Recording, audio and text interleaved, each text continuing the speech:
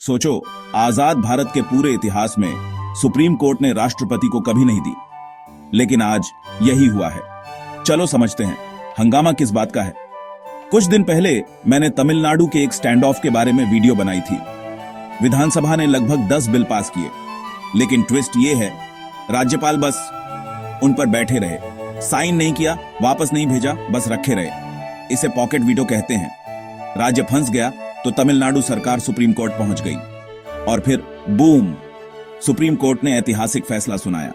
पहली बार उन्होंने कहा, राज्यपाल आप बिल पर हमेशा के लिए नहीं बैठ सकते।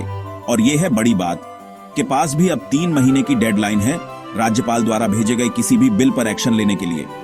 अब ये यूपीएससी वालों के लिए ब्लॉकबस्टर क्यों है? क्योंकि ये हमारे संविधान में चेक्स एंड बैलेंसेस के बारे में है। थोड़ा डिटेल में चलते हैं। अनुच्छेद 200 और 251 राज्यपालों को 4 विकल्प देते हैं जब विधानसभा कोई बिल पास करती है। वे ए सहमति दे सकते हैं, बी सहमति रोक सकते हैं, सी राष्ट्रपति के लिए रिजर्व कर सकते हैं या डी पुनर्विचार के लिए वापस भेज सकते हैं। सिंपल है ना? लेकिन असली गड़बड़ राष्ट्रपति के लिए रिजर्व वाले ऑप्शन में थी। कोई नहीं थी। राष्ट्रपति महीनों या सालों तक बिल को लटका सकते थे। यह बहुत बड़ी समस्या थी, खासकर जब केंद्र और राज्य में अलग अलग पार्टियों की सरकार हो। अब सुप्रीम कोर्ट ने नियम बना दिए हैं। अगर राज्यपाल राष्ट्रपति को बिल भेजते हैं तो राष्ट्रपति के पास 3 महीने हैं, या तो सहमति दें, सहमति रोकें, और या राज्यपाल से कहें कि इसे विधानसभा में वापस भेज दें। लेकिन बस इतना ही नहीं, राज्यपालों को खुद 1 महीने के अंदर एक्शन लेना होगा। या तो साइन करें, राष्ट्रपति को भेजें या बिल वापस करें। अगर विधानसभा इसे फिर से पास करती है तो राज्यपाल को सहमति देनी ही होगी। अब कोई देरी नहीं। अगर कोई इन डेडलाइंस को तोड़ता है वो असंवैधानिक है।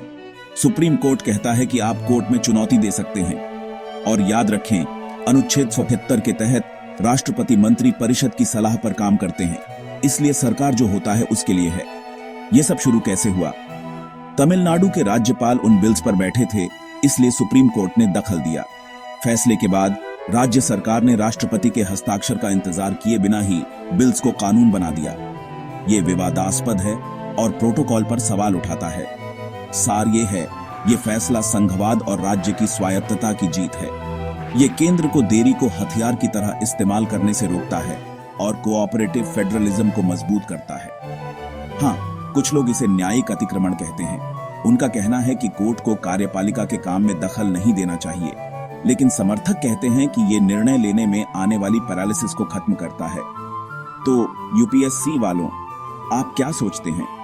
क्या ये केंद्र राज्य संबंधों का नया दौर है या न्यायपालिका द्वारा हद पार करना?